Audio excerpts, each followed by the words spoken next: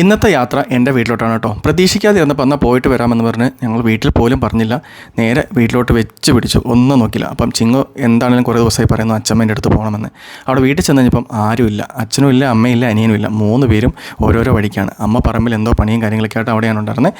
ആ സമയത്ത് ചിങ്ങു എന്ത് ചെയ്തോ, വീടിന് മുമ്പിലിരുന്ന കല്ലെടുത്തിട്ട് മാവിൽ മാങ്ങ കണ്ടിരുന്നു. എന്നാൽ കുറച്ച് മാങ്ങ പറിച്ചേക്കാന്നുള്ള രീതിയിൽ മാങ്ങയ്ക്ക് കയറായി. അപ്പോഴത്തേക്ക് അമ്മ പറമ്പിൽ നിന്ന് അമ്മ വേഗം വന്നു. അമ്മ പറമ്പിലായതുകൊണ്ട് എന്തൊക്കെയോ പണിയും കാര്യങ്ങളൊക്കെ ആയിരുന്നു. പിന്നെ ചിങ്ങു അവിടെ നിന്നൊരു വടിയെടുത്ത് ഒന്നും നോക്കില്ല, എന്നാൽ മാങ്ങ പറിക്കാമെന്നുള്ള രീതിയിലായി.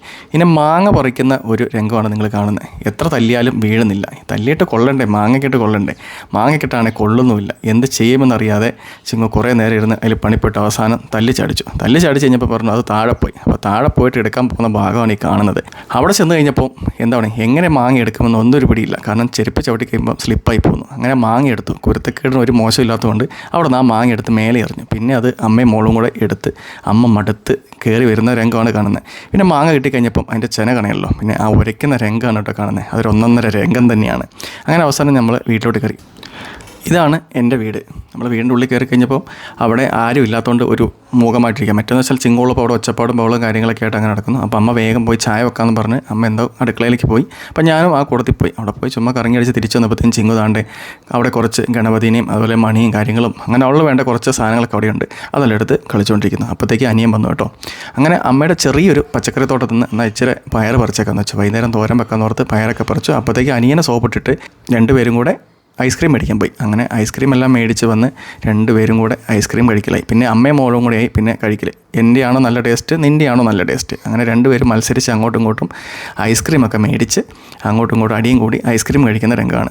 അവിടുന്ന് നേരെ പോയി കഴിഞ്ഞാൽ താഴെ പോയപ്പോൾ ചാമ്പയുണ്ട്. ചിങ്ങൂര് ചാമ്പയ്ക്ക് ഭയങ്കര ഇഷ്ടമാണ് കേട്ടോ. ഇതൊരു നല്ലൊരു മധുരവും നല്ല വെള്ളമുള്ളൊരു ചാമ്പയാണ്. എൻ്റെ പേരെന്താണെന്ന് ചോദിച്ചാൽ എനിക്കറിയത്തില്ല. എന്താണെങ്കിലും നല്ല ടേസ്റ്റുള്ളൊരു ചാമ്പയാണ്. അപ്പോഴത്തേക്ക് അമ്മ ഒരു തോട്ടിക്കായിട്ട് വന്ന് മേലെ ഉള്ളതൊക്കെ പറിക്കാൻ വേണ്ടി. അങ്ങനെ അമ്മ അത് പറിച്ച് കഴിഞ്ഞപ്പോൾ ഞാൻ കൈ കൊണ്ട് പിടിച്ചു. എന്നാലും കുറച്ചൊക്കെ ചാടിപ്പോയി, കുറച്ചൊക്കെ കിട്ടി. പിന്നെ കൈക്ക് എത്തുന്നൊക്കെ നല്ല പഴുത്തം ഉണ്ടായിരുന്നു.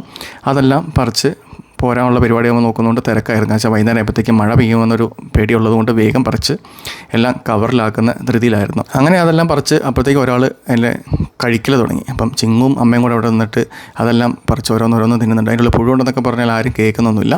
അങ്ങനെ ഒരു കവറിൻ്റെ അകത്ത് നിറച്ച് ചാമ്പയ്ക്കാക്കി ചിങ്ങു കയറി വരുന്നുണ്ട്. അപ്പോഴത്തേക്കും ഞാൻ മടുത്തു. ഇതൊന്ന് പിടിക്കുന്നുള്ള കണ്ടീഷനാണ് ചിങ്ങുടെ ഭാവം. കാരണം 2 ചാമ്പക്ക എടുത്തപ്പോഴത്തേക്കും ആൾ മടുത്തുപോയി. പിന്നെ അവിടെ ഒരു പൈപ്പ് കിട്ടി. ആ പൈപ്പ് എടുത്ത് പിന്നെ നനയായി.